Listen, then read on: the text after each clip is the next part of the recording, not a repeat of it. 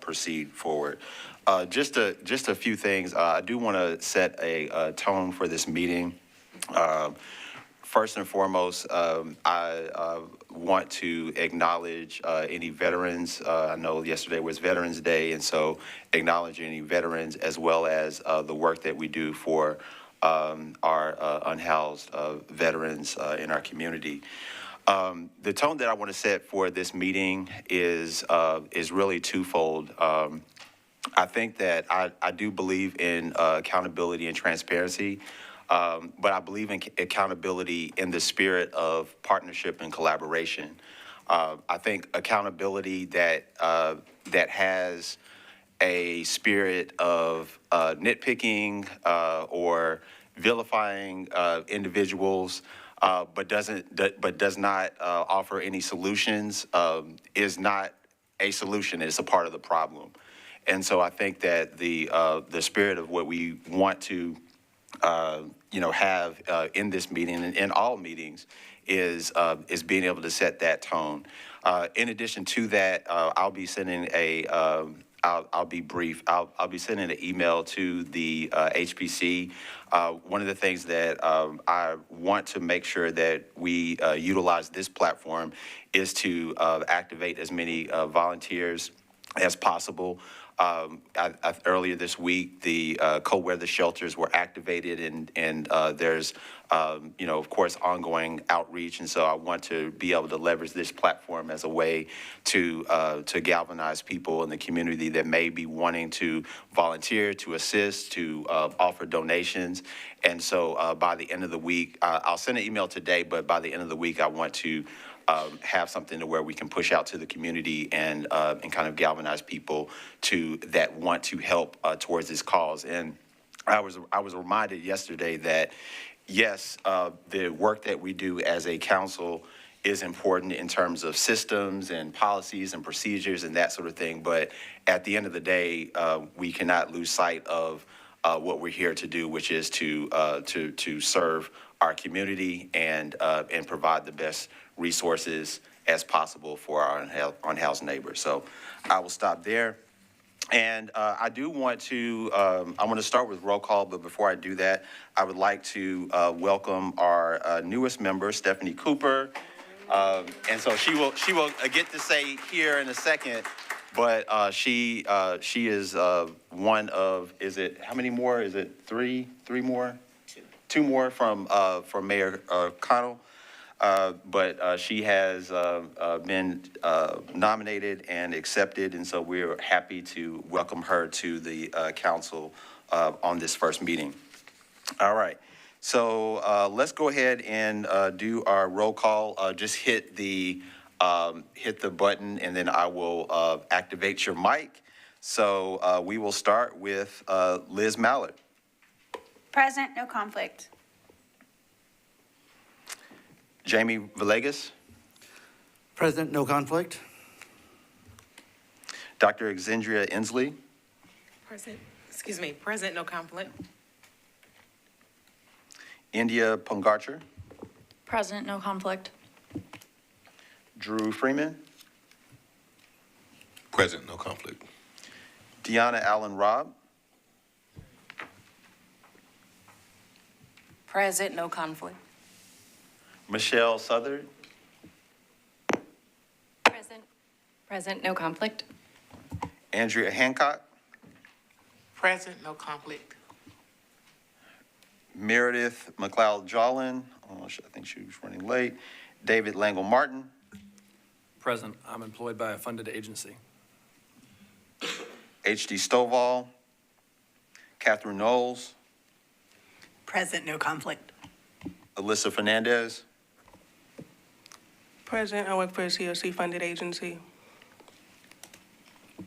Rico X, present, no conflict. Ashley Horton.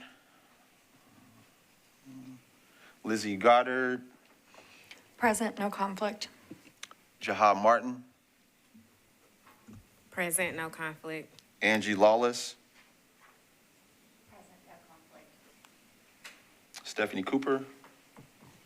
Present, no conflict. Councilman John Rutherford.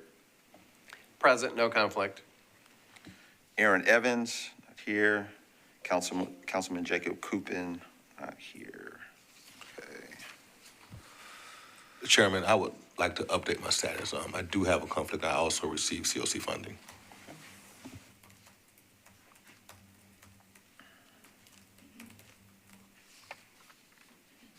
All right. At this time, we would like to acknowledge those that have passed. Alice Turner, Marion Dirksen, Valena Spikes, Rocky Harper, Brian Smith, Alex Detroit, David Church, John Franklin, Gary Milton, Sherrod Burnett Sr., Mark Kreitz, John A. Carter, Joseph Williams, Lamel Evans, Marianne Musser, Cartel Galloway, James Curry Clifford, Dean Levinson, Jenny Meadows. Let's take a moment of silence.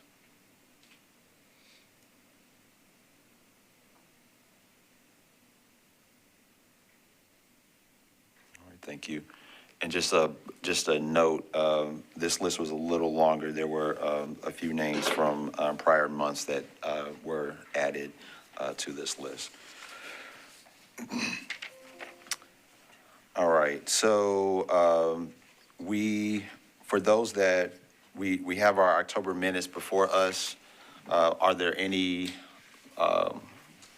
questions, or is there a motion to approve those minutes? So I have one correction, the bottom of page 2, under number 3, lived experience. On the second paragraph, it says the executive committee recommends the cab operate as a standing committee. I believe we recommended that there's a new entity formed that would be separate from the standing committee of the HPC that would then partner with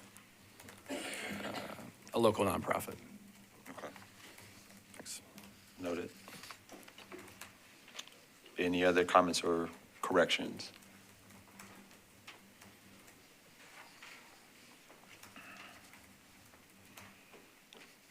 Is there a motion to approve those minutes with said correction? I motion. To approve Second. the motion, we have a I second. second. All right. All those in favor of approving the minutes with the noted correction, say aye. Aye. All those in opposition? All right, the ayes have it. All right, so we have 3 public comments. If you could step to the podium, please. And so we will start with Mike Lacey. And you have 2 minutes for your comment. I have a new friend who I've been on the opposite side of public comments before regarding the audit for OHS.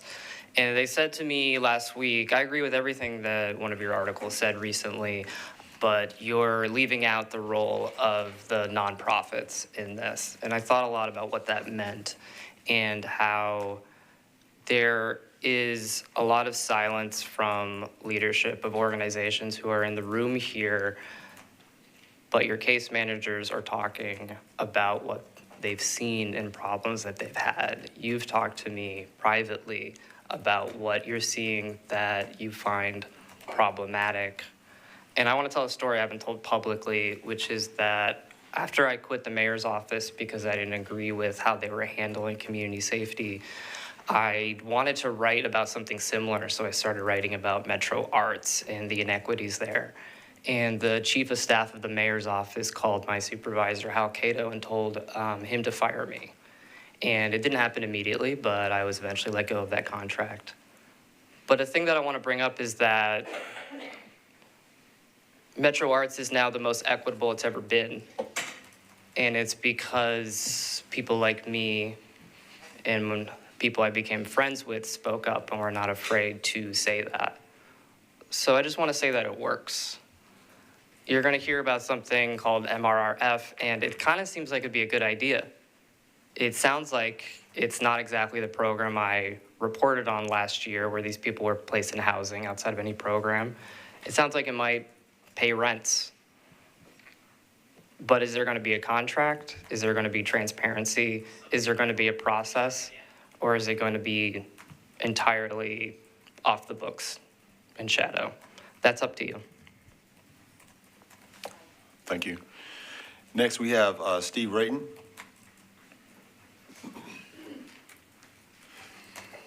Thank you, Mr. Chair and members of the council. I'm addressing the non-traditional rapid rehousing program. It's my understanding that some people were in that program and lost their housing because the housing subsidy was no longer there. And that's a real problem. I don't know all the facts and circumstances. I hope to learn more. I hope you can ask some questions. When a person loses their place, and I don't know what happened here, so if they lost their place, were they diverted to their family and friends, or did they find another housing opportunity? A concern I have is each and every outcome is a different one and is a reportable outcome. So in HMIS, when we're reporting on a monthly basis that we're housing maybe 100 or 150 people, are we really doing that? Are we double counting or are we triple counting? I don't know what you're doing. But this program, the way it was set up, we set up a lot of programs that frankly are set up to fail. And we have to do a better job of program design to make sure that people have housing stability. We have a lot of work to do on that because too often homeless people are shuffled from place to place and they never get stabilized. And that tension and anxiety shows in their faces each and every day. The other thing I want to point out too, I did see the Channel 5 report. They talked about the shelter, the outdoor, the winter shelter program, and I saw the cots, and they had a blanket, and they had a sheet there, but I did not see a pillow.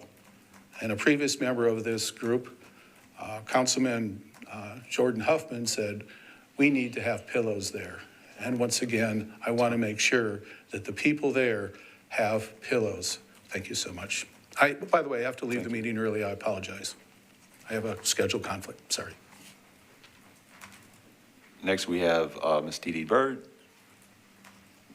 Good morning. Thank you for letting me speak. I'm here today because of all the publicity that's been given to the fact that a lot of the programs are unsuccessful or there's not enough transparency. I agree that that is an issue, that there are gaps. There have always been gaps. When I first started down this road, I was watching people die in the parking lot of Walmart. So to me, any housing is good housing. That when the nonprofits start with these individuals, it can be so complicated, some of them don't even know what their real name is. So it's very important to me that even though all these gaps do exist, all these things are difficult, that it's not just the nonprofits and the landlords and the money where it's coming from and who gave it and who it's supposed to go to. It's the individuals who sometimes are not capable of maintaining their housing. They are not even capable of picking a loaf of bread off the shelf at Walmart. So we have to remember that this is a humanitarian crisis that everyone in this room is answering the call to. Everyone in this room wants to help people be housed and stay housed.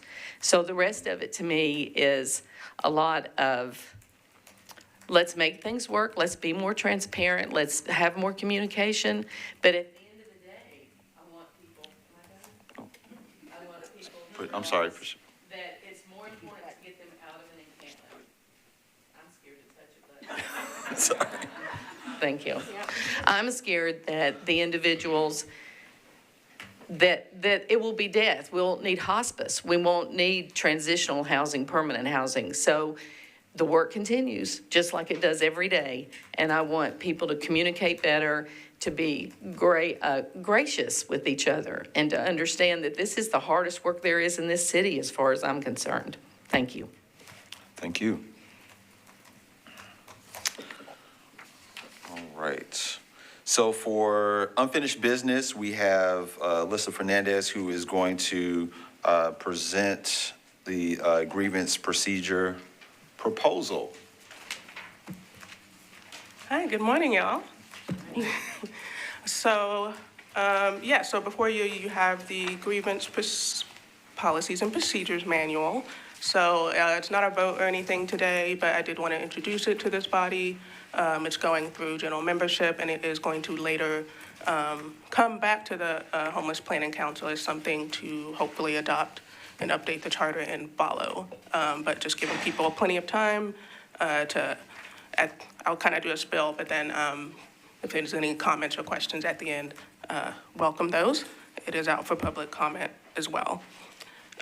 So as far as getting straight to it, grievance procedures, we do not have one. And without getting into it, that's a problem. I think we all understand. So this was started by the Governance Charter Committee, tried last year, but we have a complex system, as we all know. So it was decided best for a task force to focus on this. So our previous chair, Kenitha Patterson, started the Initiatives Efficiency Task Force with the goal of addressing grievance procedures. And we've had, this is since April, so about the past 6 months, a good, robust discussion in groups, working through all the details, all the complexities, and did some systems mapping, online tools. We did research of other COC agencies. All of that is what led to this document. Other COCs grievance procedures is like 3 to 5 pages. This is 14. So part of that is my fault because I just do the most. But also we intentionally wanted this to be a teaching tool for anybody that's walking in and new to the COC to understand how everything works. It's a little bit of equity and inclusion in that not making assumptions about what people understand, so everyone can have a fair ground in being able to file a grievance. So some of it is already things like HMIS and coordinated entry already have grievance procedures. So in this document, it's just a nice consolidated place to put it all. But the things that are new that the general membership and this body are working through as new ideas is having a grievance form, an actual documentation form. So that's talked about in this document. And then for the Homeless Planning Council, us, and the COC committees, there hasn't really been a defined enough process for those interpersonal grievances that might not have a policy with it. So there's some suggestions there about how to make that work. At the end, there's Robert Rules of Order cheat sheet, and that's also from a standpoint of equity that sometimes people can, if you have a good understanding about motions and getting things forward, that can actually lead to some inequities and people being able to get their grievances heard. So we want everybody to have that same opportunity to understand how the Robert Rules of Orders work. And then at the end is the alternative procedures. This is other things that outside of policy violations, those interpersonal matters, is suggestions of how to deal with it. So there's mediation, restorative justice, and then the grievance review panel is something that has been proposed and people like, which is instead of internal, it's an outside entity that's reviewing the grievances and helping people through that process. So where we're at, we still will meet as a group to review all the public comments. So this is not the final version. It's going to be updated. And then I welcome just any more comments or questions that we can take back to the group as we finalize this document.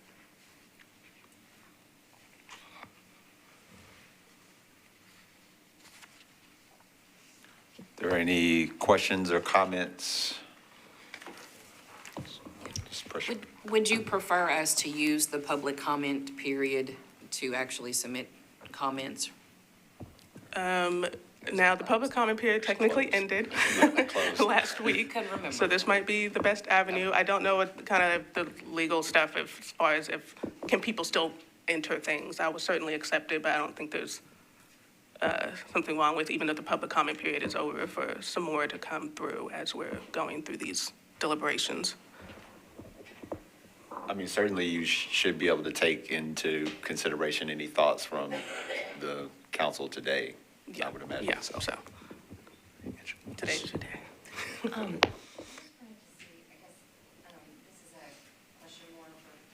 Is your,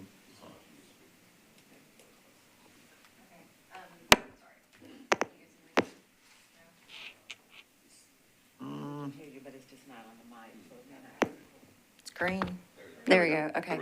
Yeah, I guess I wanted to see if, I wanted to prevent kind of what we just went through and make sure that if OHS is going to have anything on this, I just don't want a last minute thing again.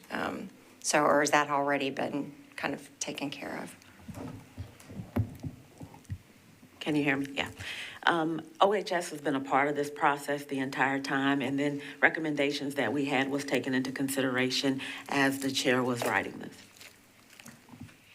it will not go up for vote until it has I guess, once the public comments are taken into consideration and once we have confirmed that there's a legal review of that.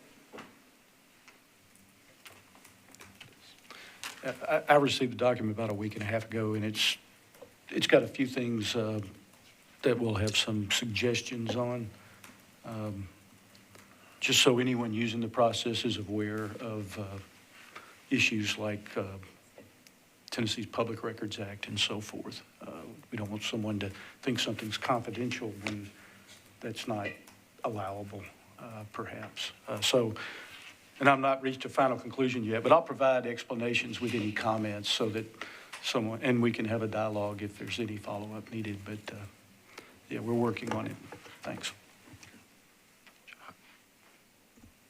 Thank you. That was somewhat of my question, because when I'm reading it here, I appreciate the effort of the committee. It's very thorough.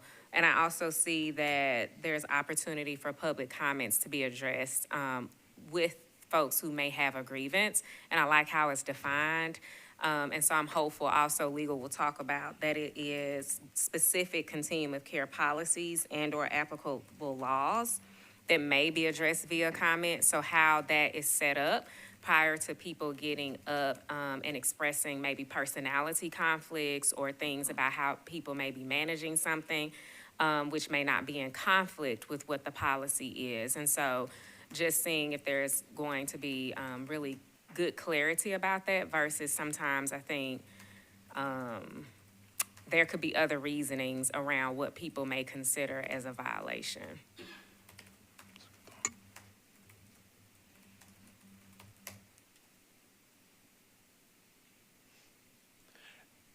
On my end, I'll just reiterate this, and I mentioned it in the chair's meeting. First, really appreciate this task force group of just the time that you spent to pull this together. It is very thorough, and I think I appreciate the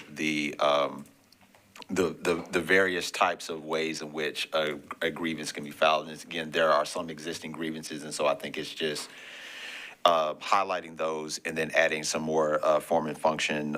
My recommendation or thought was just that in the section where it gives like the alternative solutions, I would just encourage the task force to identify one or offer a recommendation of one as opposed to kind of giving a menu of choice. So just to kind of tighten the approach and just make it more clear. So.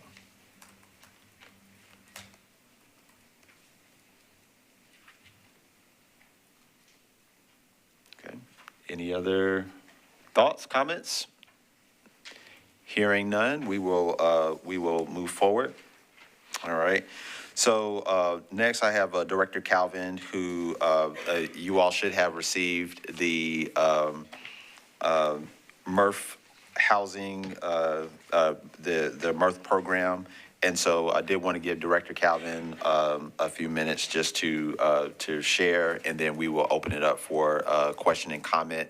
But again, my hope was that people read through the response and then, and then offer any comments, questions, or concerns based upon that reading. Good morning, everyone. So just want to say this is tough work. This is hard work. I hope that everyone understands and are trying to lead with their best wishes first and foremost. Thanks to those that's reached out in support of our office. Thanks to those that's reached out to apologize to our office. Just want to make sure that you know that that goes a long way within myself and our team. Rico and I had a meeting with the mayor last week, and then I received several follow-up questions. I'm excited to take this opportunity to be able to share some of the information that we shared with the mayor during that time, and/or things that you have in front of you. I won't read this entire thing. I think this is very thorough. We really laid out a lot of information here for you. The article that went out, I guess that was the questions based on the article. The article that went out, my PIO, Demetrius Cheney, tried to correct the information twice in writing and once over a verbal phone call, and it still went out in the manner in which it went out. So I do thank you for this opportunity to level set a little bit. The funds that for the individuals or the families that was housed a year ago are not the Metro Rapid Response funding that we're utilizing now. Hopefully this document really explains that. We have specific assistance to an individual. We also have bridge funding that we can utilize and when needed to house people rapidly, and that's what was used. I had a couple of conversations with agencies about the Metro Rapid Response funding that I think is getting transferred into one conversation when really it's been multiple. We talked about the Metro Rapid Response funds during budget season.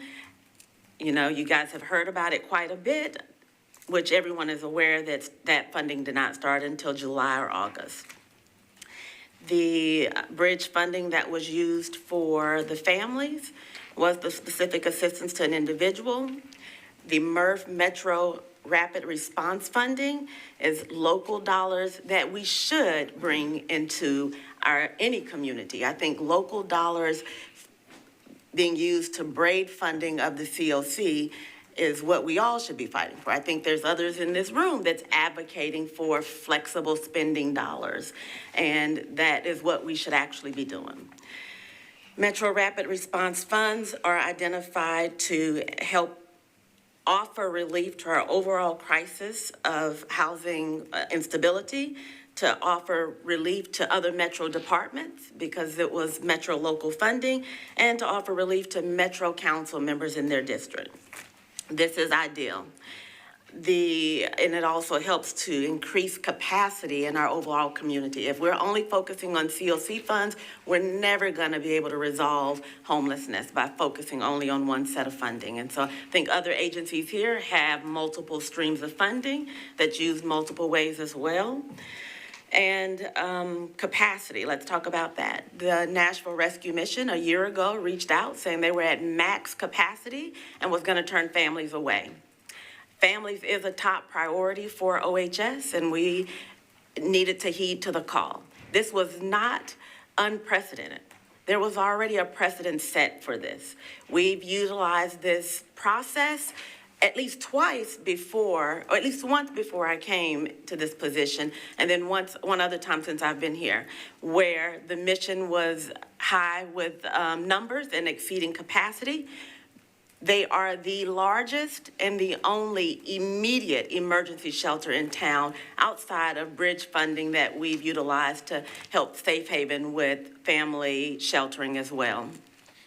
And the unprecedented matter is, I guess maybe a year before I came, there was some assistance with families that had exceeded the number, and we were able to decompress the mission with other resources. And then maybe about 2 years ago, we were able to decompress the mission again by referring families to Safe Haven and CCF based on the same criteria that we used, their VI-SPDAT score, the long stayers, and who has all of their documents, which are things that we should be utilizing when looking to decompress a system and bringing in some flexible funding and flexible dollars to address that.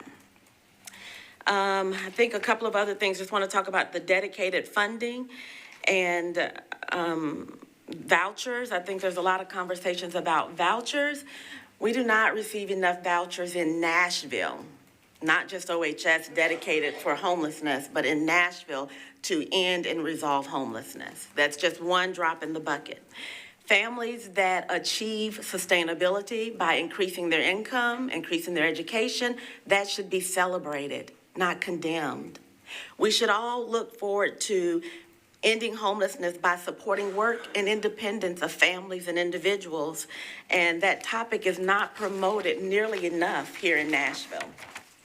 Those are things that we're looking at as a department and a systems level when we are narrowly focusing on one funding stream, one voucher opportunity. Vouchers were on pause. Vouchers were on pause when this also happened as well.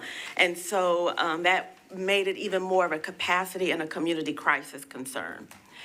Throughout the process of rolling out our Metro Rapid Response funding, we've consulted with our TA providers, we've consulted with NAEH, we've consulted with sister cities. We actually brought sister cities to Nashville to really help us advocate for these funds. And these funds are designed to increase our total capacity. Also, we're looking to address our own internal infrastructure concerns. OHS is not perfect at all, and there are things that we're doing to address our own internal infrastructure as we're looking to build and increase funding opportunities. I think you all have that one pager that's in front of you, which is the palette that we're looking to address. I think out of the 8 families that were housed, 2 were able to afford it on their own and did not get a voucher. All the others received an ongoing subsidy or still in their housing journey. There's a lot of work that happens with several partners right here in this room, and it feels as though OHS oftentimes take the burden of the negative remarks. And never do we point fingers at anyone else that's helping us along the way. Our intent is to always share the wins, absolutely share the wins with our community. So highlighting the work that we're paying for at a certain agency or a certain location is to be commended. One thing that we also have noticed, I think, along the way is, in discussing things that are going on in OHS, for example, these funding opportunities that we were going through the process of budget season to receive. We talked about it in Metro Council. We talked about it in SWAP Committee. We talked about it here at HPC, which is the same as what we did when we were decompressing the mission a year and a half ago. We discussed it in SWAP Committee. We discussed it in Executive Committee. We're gonna have to decompress the mission. Maybe no one really asked the details of how, when, and where, and maybe it wasn't really that important at that time. This work is done in collaboration with many of you all sitting here, and I highlight and I celebrate that. But no one is perfect. As Allison and our team are out doing monitoring, there's things that we're noticing there, and we're gonna address it graciously, which is what we're asking for as a department as well. Couple of things we have a HUD technical advisor that's here. She's been a part of our work for the last 3 years. And when HUD put on pause, she said, I still want to help you all. We figured out other ways to contract because she saw such great work here in Nashville that was achievable. And things that she's working with us on, one was the drafting of the Metro Rapid Response Funds, also the drafting of the pilot program that we're working on with the families. She's also here to work with the community NASH, the new system that we're looking to roll out as a community, right? So I want to make sure when I start saying these things, I always say as a community, because sometimes when people hear my words, they think it's April that's doing this. But there is a work group that has been working on revising our coordinated entry tool that hopefully several of you all have been a part of. And in that tool being revitalized, we are rolling out a pilot on that as well with a small population. And our HUD TA rep is here to address that. I don't know, let's see, there's a couple of other things. I think Steve, he's not here, but I know he's probably listening. I just want to address the pillows at shelter. You know, we're talking about saving lives right now at this point. And we actually purchased cots that have elevated heads because what we found was the pillows that were donated were stained. Individuals did not want to use them. They had blood stains on them. Individuals did not want to use them. And so we made sure to purchase cots that had some that were elevated, or we can give blankets that they can use to kind of put in the crook of their neck, which is important. It's hard to keep pillows sanitized, especially when individuals come in with a lot of facial drippage, is what I'll say. So last thing, I think, exits. The Metro Rapid Response Funding not only is best practices. Not only is it something that other communities are looking to move forward with, and we as a community, I celebrate Metro Finance for approving the funding. I celebrate Metro Council members for helping us to fight for the funding. I celebrate Metro, the mayor's office in instilling that we should be able to get those funds. And our unified housing strategy also speaks to that. But this is another reason that it's a best practice. People can shelter in place. As we look to move forward from whatever the NOFO may call for, more transitional places, more whatever those things are that we don't know of yet. This is an opportunity for individuals to shelter in place. They can move into housing with some rental assistance and be able to stay there once they have either increased their work by us supporting their work and independence, or increase their ability to access subsidies. So they won't have to move again and again and again. This is a great best practice. I think in looking at the data from the bridge funding, looking at that data, we're about 75% to 80% successful, and using that as a pilot. Also, there are some internal things that we're working on, building our infrastructure. There's been some corrective actions on the part of our office for invoices that are late or furniture vouchers that have not been approved. There are things that we're working on internally as well, which is hence why you may see things that are, being leaked or shared, because there are corrective actions that are in place. I'm open for questions. Any other thoughts? Any way that you recommend or have suggestions that we do it better, we're absolutely open for that. Thank you, Dr. Calvin. I have a question in regards to the way that these households are selected for the MRRF or the bridge funding. What kind of safeguards are in place that the households housed using these funds are also going through the coordinated entry process, so that OHS or any other organization doesn't necessarily leapfrog others similarly situated on the coordinated entry list? Thank you for that. So delineating the difference between COC funds and MRF funds, they are designed to address crises, address capacity concerns. If the Nashville Rescue Mission is no longer allowed to accept families, that's a huge crisis. Safe Haven's probably at max. Before we would even utilize these funds, we would reach out to other family shelters to ensure that they are at capacity prior to utilizing these funds. Things that I talked about a little bit that we will highlight would be long stayers, people that have higher acuity scores, and those that have documents, so that they won't need to stay on the funding stream for an extremely long time, because the main goal is to serve as many as we can. Good to see you, Jamie.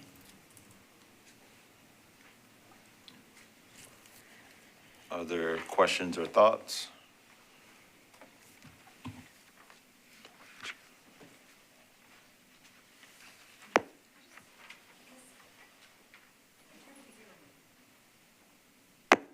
There you go. Closer, maybe. Getting closer. Okay, here we go. Yeah, that's a short. Could you use the next, yeah. Okay, yeah. I was going to say, like, to the extent that we're talking about it's hard to know, but like people coming into the program or getting the specific assistance and then it being lost, is there accuracy in that? Are they, were they put in and then we didn't support them after they got in? And then also just curious, what happens if we put somebody in, I agree with you, by the way, housing is housing. And, I mean, not that housing is housing, but any housing is better to me than being on the street. And also, we want to treat folks as best we can. But the 3 months, if it doesn't work, if after 3 months, what happens if we can't, find alternative housing or they're not in a place to, be more self-sufficient? So I'll start with the last question because I forgot the first one. But the last question is, every 3 months, it's going to be reassessed by the case manager. We're just the funding stream. There are case managers that step up, Mending Hearts. There's agencies that are doing the direct work, Safe Haven. There's agencies that are doing the direct work with the individuals. And every 3 months, we ask that they reassess the situation of the family. Did they increase their income? Have they helped them to increase their income? Are they connecting them to ongoing subsidies? Did they give them an application for Shelter Plus Care, Section 8, or anything that they may qualify for? And so in looking at that, at 3 months, their rental subsidy is not going to go away. But also another piece is, are they working on a budget? Are the clients meeting with the case managers regularly? Because their situation just won't change by just having housing. It settles things down. It settles the house down. It allows them some clarity. So we're excited about that. But the case management services is really the secret sauce. And that's where we will work. We meet twice a week.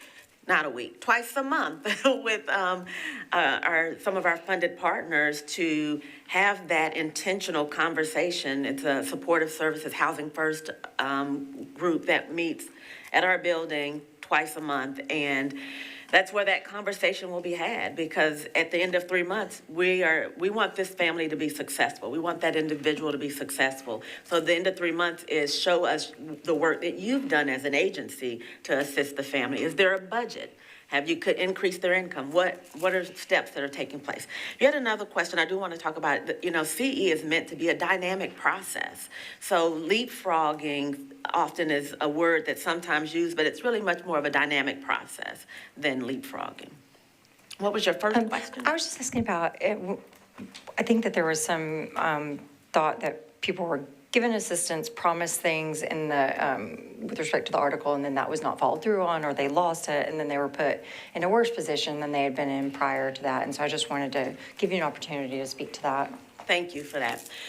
Individuals that moved out of the Nashville Rescue Mission during that time received ongoing assistance. There was a former employee that made a promise that we had to honor, and we chose to honor it. We asked the supportive services, like Step Up, we asked them to come up with a step-down schedule. We have a whole document that was provided to the individuals of a step-down. We're paying for this, and we're going to pay until this month, and then you'll go down, we'll pay, I think we ended up paying for like 10 months, 12 months, and then there was a step-down thereafter. 25%, 50%, 75%, up to 100%, or an ongoing subsidy was provided.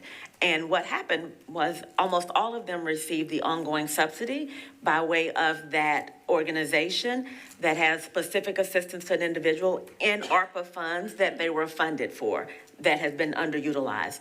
And then there were 2 that qualified for housing on their own. And they did not receive that ongoing subsidy. So I have not been made aware of anyone that exited back into homelessness from that small group of families based on us not making a payment. That was not what I was made aware of. Do you have any feedback as to, like, in the article, I know that there were, like, I think there were specific people that had been interviewed for it or that were presented. Like, did you see that or have any comment as to those specific situations? I don't have names in front of me, but Quite honestly, I did not read the article. I couldn't get past the first sentence just because it was not factual. So if you want to talk with me afterwards, then maybe you can share names or, because I did not get past the first line. Understood, thank you. Any other questions or comments? Yeah, I just wanted to try to better understand the fund. So the Metro Rapid Response Funding, is this the same as in the budget line item? So this is the $2.4 million that was at one point also, was it called the non-traditional rapid rehousing funding? Okay, and then I think that, my question is, so there's $2.4 million that are available to the community. Is the plan for the entire $2.4 million to continue being used in this way to decompress the mission, or is that only a portion of the funding? So remember, there's still two separate conversations. Those funds that were used to decompress the mission initially was not the non-traditional funds. Those were bridge funds. We are operating a pilot that probably that one pager that you have in front of you. Something's echoing. I don't know if it's because it's too many mics on, but it's echoing in my ear. So no, it's not. This is a pilot. We have documents. I've met with a couple of funded agencies, and we have documents that we are surfing to Metro Legal and MOU, different things that we need to put in place for agencies that are not Metro funded to access these funds. And so we're going through that process now. So the $2.4 million that could potentially have other uses moving forward besides the pilot program? Okay, and I think just like the overall concern I want to speak to is that, how does OHS balance the line of, you're the collaborative applicant and the HMIS lead, and, you're there to manage all of our COC resources, and so how do you straddle that line while also having some resources that are not being brought to coordinated entry to be allocated in like a more robust community process? And so just wanted to, I think that's a tension, and where I've heard and felt like the tension is coming from, right? How do we, encourage all of our community partners to have buy-in to the coordinated entry process if the entity that's supposed to be responsible for leading that process is also bringing resources online that are available outside of that process?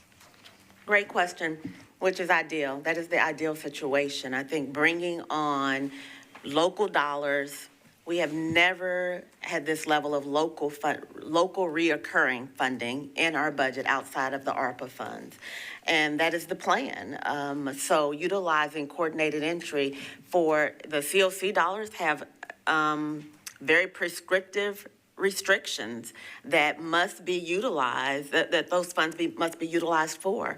We would want the local dollars to be more flexible. I think there's others that are seeking flexible funding, that are looking, there's been other agencies that had flexible funding that was utilized to either decompress, enhance systems, all of those terms. And so what I always try to do is bring on things in addition to, so that it's not competing with, it's not taking away from, it is in addition to. And we will do the best we can to make sure that we are utilizing those funds for places like extending capacity if there's a capacity concern, utilizing this new NASH tool to understand that we're still trying to serve the hardest to serve, and also utilizing how long stayers, there's people that you probably know and love, India, that maybe have a 5 to a 10 that, have not been housed, but are long stayers in our system. These funds should be able to address some of that.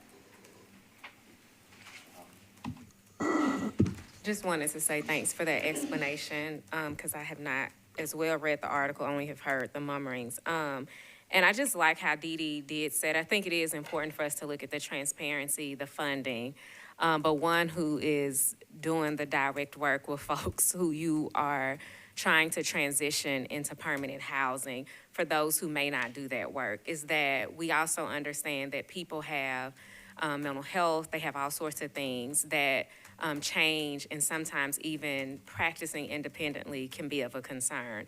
And so one thing I would caution people is that sometimes when you hear the stories, and sometimes when those levels of accountability are put in place, for instance, with our transitional housing program, the max truly is 24 months is what is ideal. That's just some of our federal regulations. And when I then have to hold folks accountable to that, I can tell you it doesn't go well. Sometimes you get actual threats. I've been aware of some homicidal threats recently. Because that is difficult for folks. And so if you were to interview this individual, it would appear that no services were given, no supports, no budgeting, or anything like that, which is not always the case. And so because we honor the dignity and the confidentiality of folks, then oftentimes the other side of that story will never be told. And so I just want us to also remember there's a human piece to this. And even thinking about sometimes when we get on these tangents, like about a pillow, mental health standpoint, that is a huge dying by suicide risk. You would not even want folks to have access to that.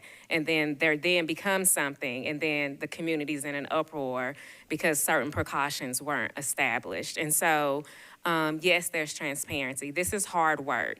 You all know we are in unprecedented times. 3 months, I'll tell you this, most likely from one who is constantly bombarded by performance measures, I'm not moving people fast enough into permanent housing because we don't have the infrastructure for the permanent housing, even though we have supportive clinical case management. And so when you look at that, as I've always said, there's a greater systems approach that I do agree that have had grave concerns that many nonprofits that criticize the work that OHS does and wants to micromanage the money. I've just not seen where your boards have shifted their funding. I've not seen where there's been a major step up to take on some of these RFPs. This is at least the 4th year that I've sat and an RFP has gone. No nonprofit has been able to take on the cold weather shelter. And so again, as Rico stated earlier, there's a easy way to critique, and there's a way in which we can do that in a healthy form. But I do have grave concerns about, as a community, the amount of level of scrutiny that we put on things without some of the other action coming from these other agencies and even individuals that are around this. You know, all of us have access to funding and to different circles. And I guess for me, how do we begin to shift some of that to be more supportive? And how do we look at where does that go? And I applaud council because I do know that they are doing that in terms of giving funding. But then what is the next step? And so definitely we do need to do transparency. The key to always remember with coordinated entry is it is voluntary. And oftentimes when you're working with some of the hardest to serve, they are not in a mental capacity to even provide consent for coordinated entry. My understanding as a homelessness planning council and per the coordinated entry is that that would never hinder people from getting services. And so we have to be mindful. For those who aren't aware, look at what Detroit COC did, or what was the impact last winter from being so stringent with a coordinated entry system for families and what happened to those children.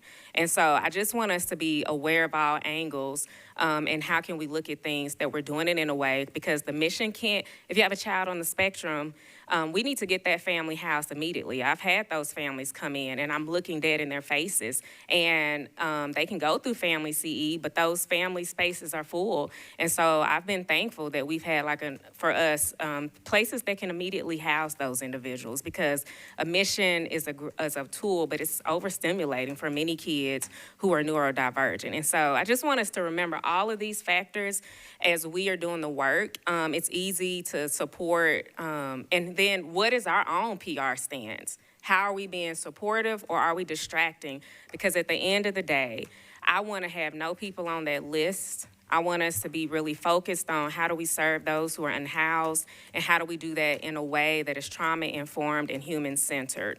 And so I will just stop there. And I appreciate that, Jaha. And I would even take a moment to go back even a little bit further than that, right? I think a lot of what our community is dealing with is a loss of HUD funding, We lost a tremendous amount of funding when we were not renewed in whatever capacity that was. And what we're experiencing really is the ripple effect of that. Agencies can't then do that because I'm 1.6 million in the hole. And I'm trying to right size and make sure that we keep our staff intact as best we can. So I'm having to make hard decisions there. So when opportunities come our way, then there could be a challenge in just bringing them on because I want to be able to support them completely. So I think a lot of this is dealing with the lack of funding that we've experienced over the last year and mostly through this last administration, just to kind of put it very bluntly. But we're having to pivot and we're having to look at those who are affected and impacted the most, which are our neighbors, our corporations, our local foundations, just as April was mentioning, because the people 2,000 miles away may not feel it the way we feel it, may not care the way that we care, may not should own it the way that we should own it as a community. Right, so I agree with that. We at Safe Haven are looking at ways to diversify our funding. One of the first things I realized there is that we have a lot of public dollars, and that's always going to be in flux with any change of administration. So we needed a better foundation to land on. So we're looking at peer-to-peer funding so that we can use those funds in one way. The one thing that I would caveat that with is I think it's important as any of us decide to add to the system, like even if with this MERF funding, how does it play with the current system, right? And I think that's where maybe we can look as a group, as even a community to decide, how does this MERF funding play into the already existing CE model? I think personally the CE model needs to be looked at. I think it could be adjusted. I think this work is very hard to do with a silver bullet approach. Working with families, there is not one strategy that we have that isn't individually customized for that family. We don't put them into a cookie cutter and say you have to fit, because that's just not how people work. That's just not how people's lives are.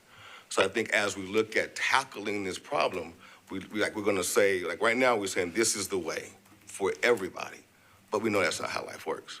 So we got to come with different strategies to deal with different people to meet them where they are. Maybe this covers 40% of our solution. But then there's 60% that we got to keep working on, right? And then maybe there's a 20% that we work on. Maybe there's another 20. We're going to have to nickel and dime this process because there is an on-solid approach that's going to reach everybody. I believe we got to work the system on both ends, right? For those which MERF funding is designed for, I may just need arrears cover. I may just need my rent covered for a month. I just may need the 3 months deposit, right? And I'm good. I don't need anything else, right? If you make me wait 10 more months, I'm going to need a lot more. It's going to triple that amount. So I think we have to work with those who are at most need and dire need and in risk of danger, right? Yes, critical. But we also have an opportunity to work with those who just need a little bit, just a boost up, right? Then we can get them out of the system so that number gets compressed and not just strung along until you end up, we're spending the most dollars with the hardest people because they waited so long in this situation. So I applaud the intent and the effort of trying to get these families before they got into even more trouble. I think the reason why they were still there is just because funding sources have dried up. And I think for us as a community, we have to realize that, you know, we have things that we can get better. And I love for OHS to even talk about. I know as a pilot, maybe there's a chance to talk about what was learned. And what things that we can then pick up as a community, like which I assume was the goal of the pilot, to learn lessons that can be then expanded. So I think it would be helpful to know that because then people can understand the why, right? And then know where it's going after the pilot. I will summarize because you were just in my head. That was actually going to be my recommendation. A hot wash after action review. What I heard from public comment in particular, questions about program design, about accountability and transparency. So if your team hasn't already, I would recommend, if you have a hot wash or after action review, what did you learn? What can you share with us so that we can work alongside, you know, all of us in a community to make those improvements? It's only going to continue to be a need. And so if there are things that we can learn now that we can do differently going forward, I'm all for that. All right, thank you. All right, so in the interest of time, I am going to punt the open table presentation to next month. And so I did talk with Ally. She had come to me earlier. Allison, question for you. can we do the continuum of care funding reallocation policy? Is that something that we can have a Yes. Yes, okay. So we'll have Carrie come up.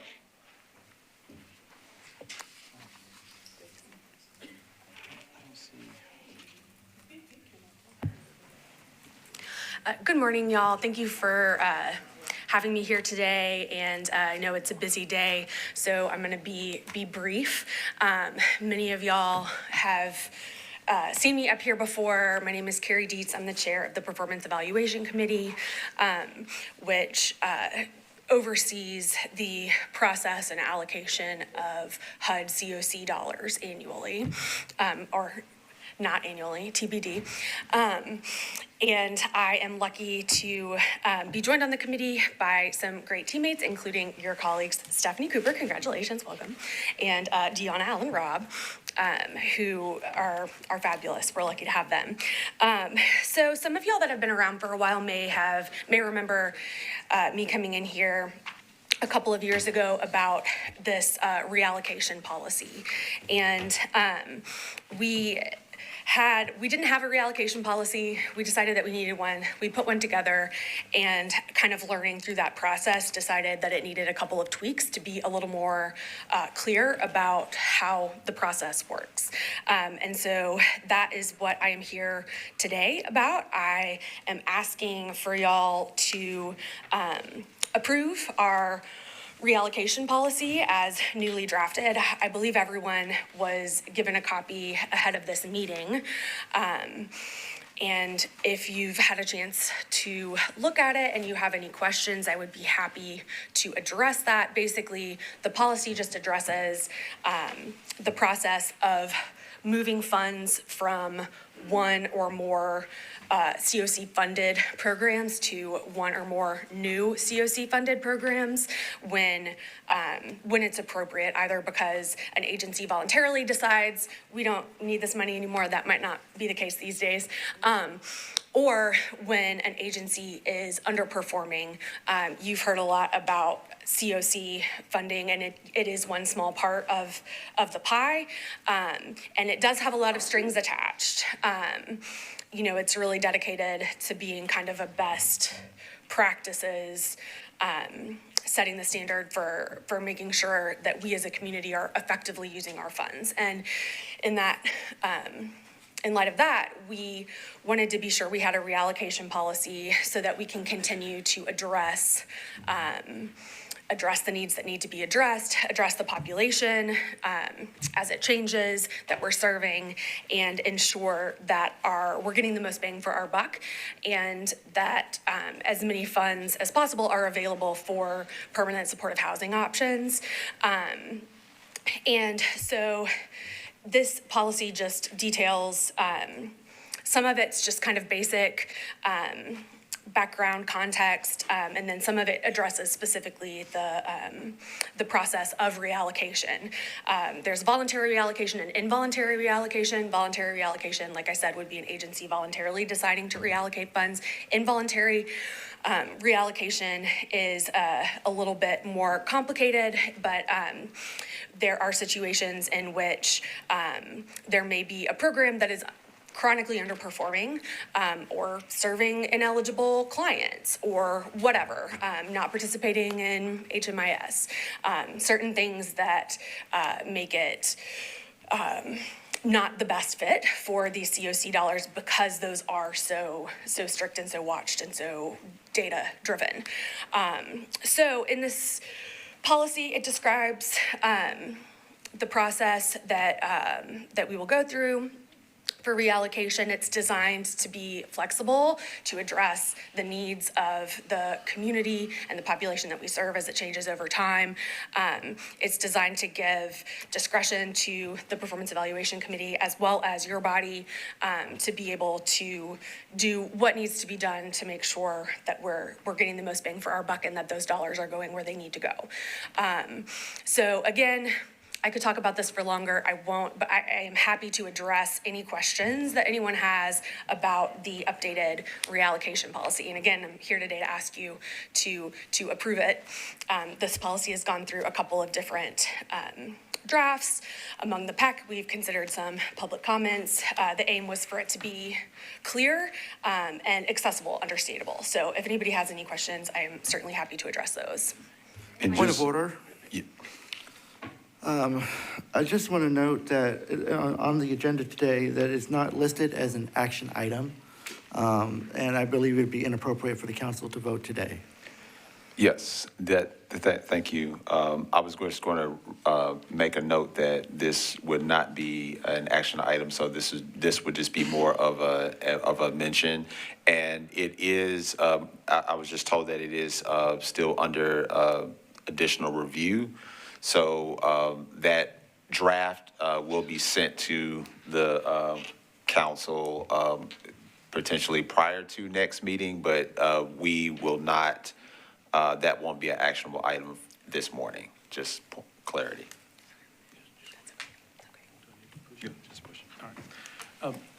Actually, it was reviewed, I had a minimal comment, and it's tracking back to the committee for if there's any action needed by them before it's up for a vote. So just so you're aware that it's not under any further review as far as I'm concerned. I'm still happy to address any comments or questions if anybody has any. Otherwise, I will be back. Yes. And I appreciate your time this morning. Thank you. Yes, thank you. All right. Yep. So y'all do not have this in your inbox yet. I'm waiting to get the most recent version from the month that I was gone, so we'll send that out. And then if there's anything that additionally needs to be changed, the PEC will be meeting later this month, and so hopefully we'll come back in December. All right. Continue. COC, Kenna.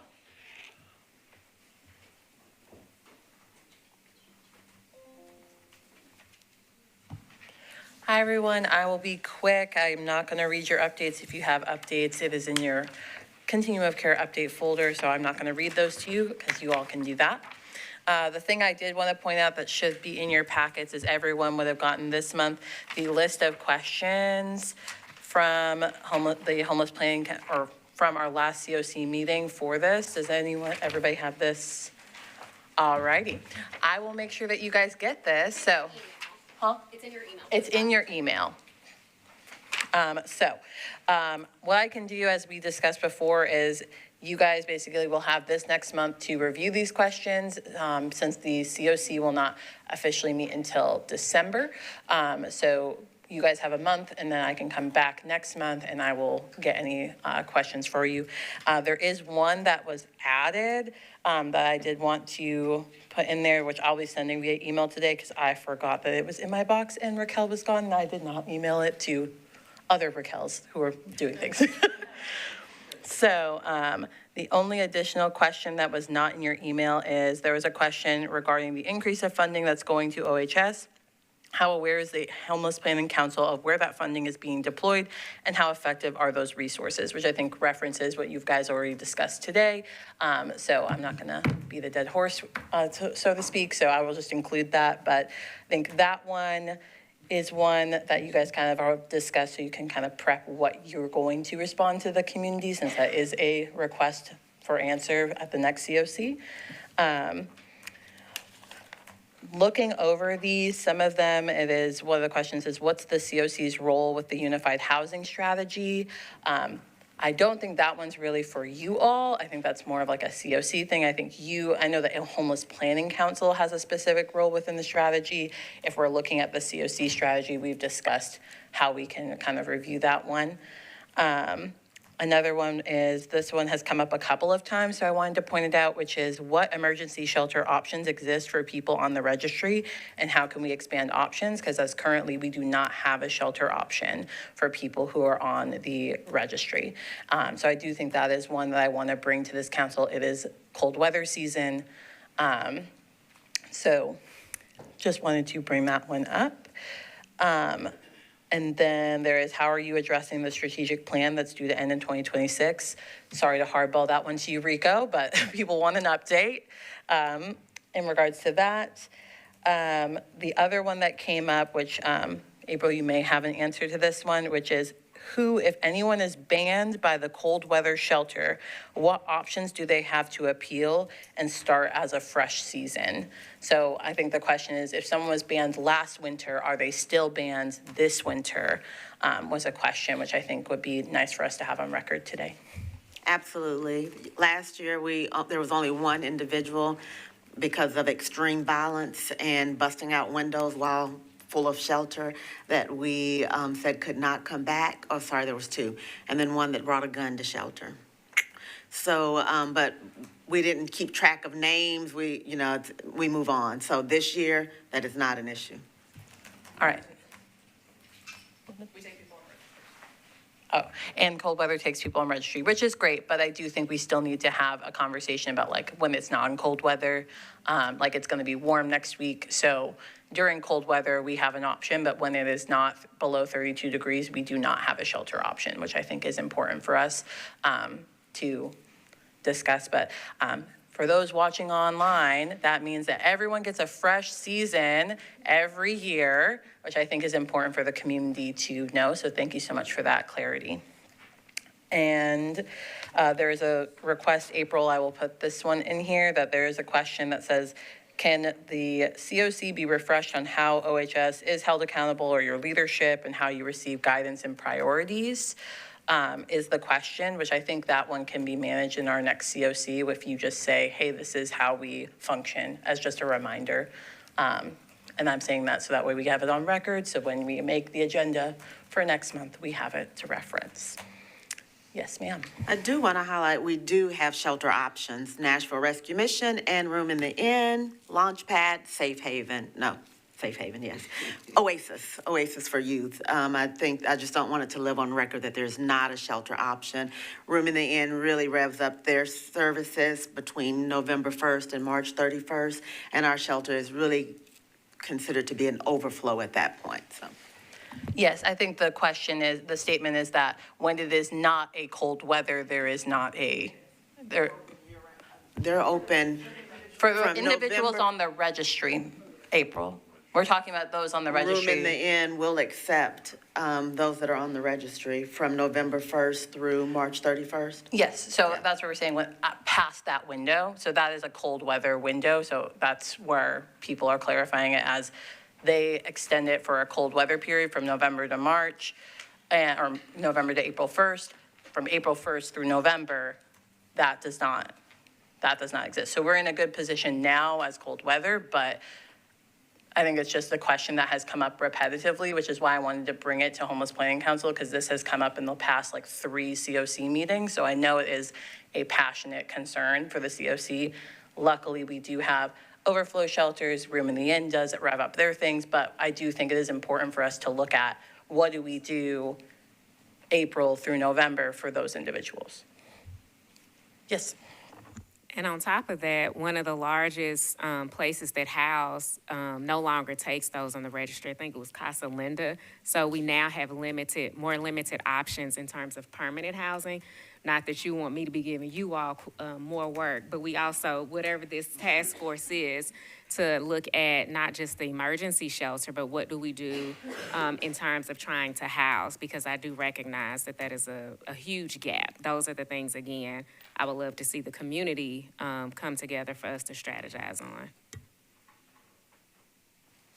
And I just want to piggyback off of what she said. The last thing is that this isn't an OHS issue, right? It's a community problem.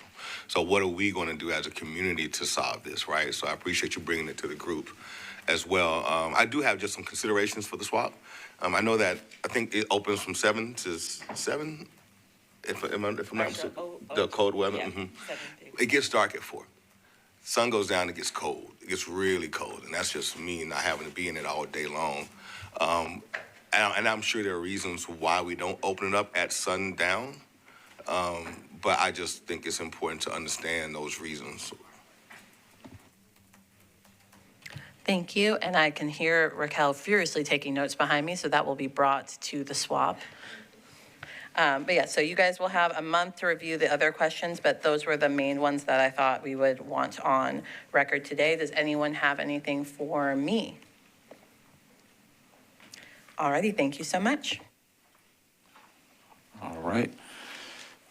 So in the interest of time, I'm just going to make an executive decision, and unless we have any additional questions or comments, we'll go ahead. Thank you. Sorry, I'm going to be really delicate and really quick. So I was just looking through the overview of spending, the project spending particularly, and noticed a couple things that I want. I'm just going to pose them and then happy to follow up because I realize we're at time. So one of my questions is, does coordinated entry HMIS follow the current OMB standards for race and ethnicity reporting? I know we don't have a lot of people in here, so I'm just going to pose that, but also that's very important. So if we are grant writing or if we are doing research, we can't use data that isn't collected in accordance with the federal standards. Also, there are new races listed now that haven't been there before, so just wondering about that. And then under the metrics for programs, there are metrics that used to be there and reported on that are no longer there. And there are about 8 new metrics for one set of funding that haven't been there in the past. So wanting to know a little bit more about why they're being added here. Are they being collected differently? These grants are almost done, so I'm just wondering why there's changes in how and what is being collected and reported. I can answer a little bit of, so for the race, we are working with, HMIS works closely with our WellSky vendor and HUD. HUD rolls out new things that we must implement quite regularly, at least annually. And this year, there was some stark changes that we also raised to Metro Legal as well. So I'm sure what's in here as it relates to race is in alignment with federal, or sorry, not this. This is ARPA funds. Our HMIS system for COC is a little bit different. Because we had already started reporting on this for race, this is like in addition to, I guess, language. And if you're wanting us to scale back or add to this document, this is totally separate from the COC funding the requirements. So we'll work on that if that's a need. And then metrics, one, as these funds are about to end, we're looking to add way more to this report because we have all of this information in HMIS. I think there were several community partners asking for metrics, so we started adding more to this report that it's gotten super long. Looking to do a comprehensive report on the metrics and what we found so that it'll all live in this document.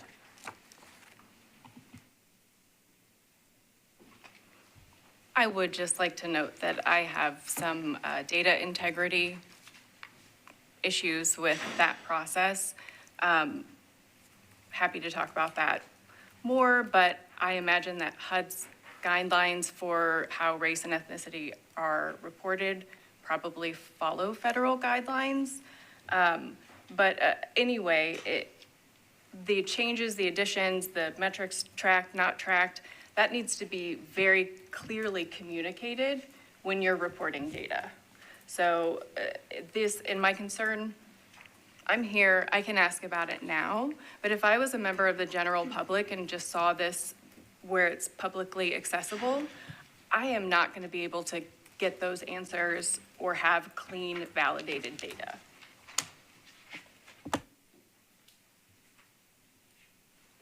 Thank you. Lizzie, did you? Okay. Jamie? I just wanted to ask, because I noticed in looking in the homelessness and housing data, that I'm noticing a lack of breakdown by gender. And I was wondering if that was also because of the federal requirements. Kelly, would you like to?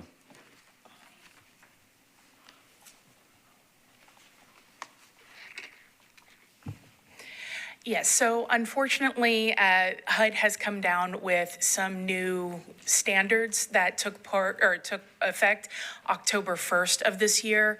HUD has decided that, going with some of the presidential edicts, that gender is not something that they are going to continue to track or to report on. The gender field in HMIS has officially been replaced with sex, which only allows for the answers of male, female, client declined to answer, client does not know, or data not collected. That is why the report this month, since this begins with information in October 1, after that change went into effect, that the gender was taken off, since that is no longer something that HUD will report on. So just to make sure I'm clear, so we're no longer recording gendered information through HMIS? At this point in time, we're in a little bit of a gray area, and that is something that we are reaching out to Metro Legal.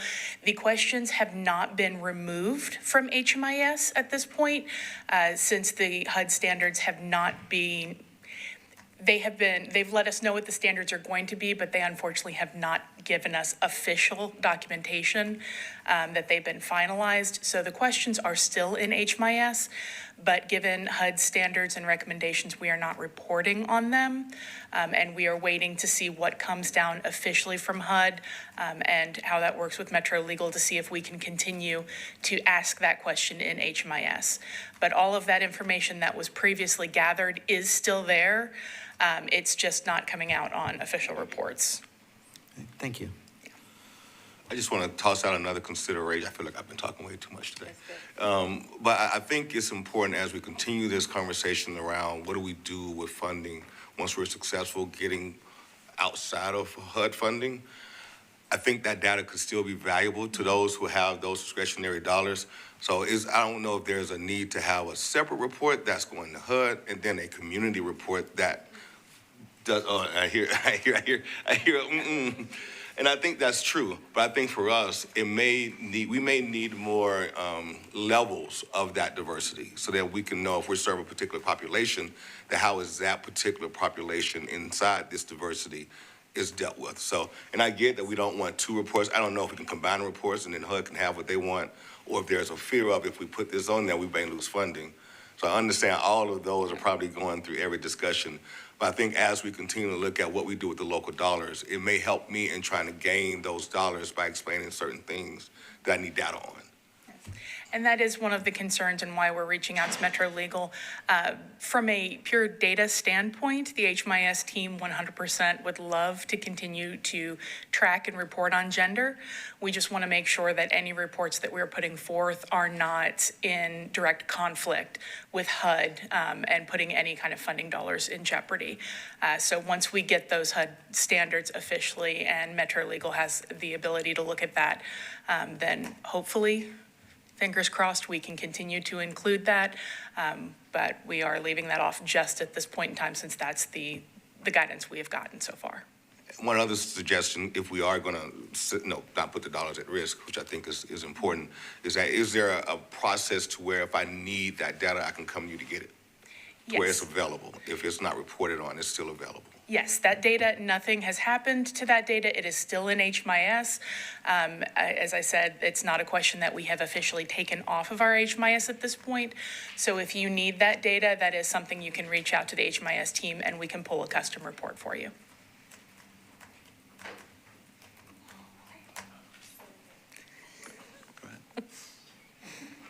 It's super germane.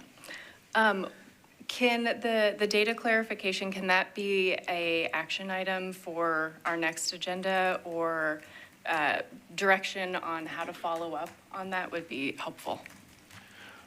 I would want to pitch that to the HMIS committee for consideration and then be able to kind of report back on some of the comments and recommendations.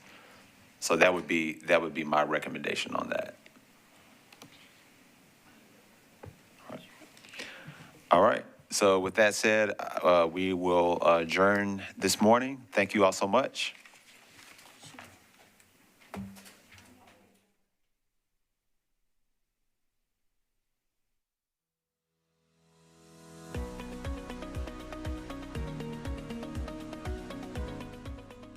This has been a service of the Metro Nashville Network. If you would like to see this presentation again, or for more information on this and other programs, visit nashville.gov.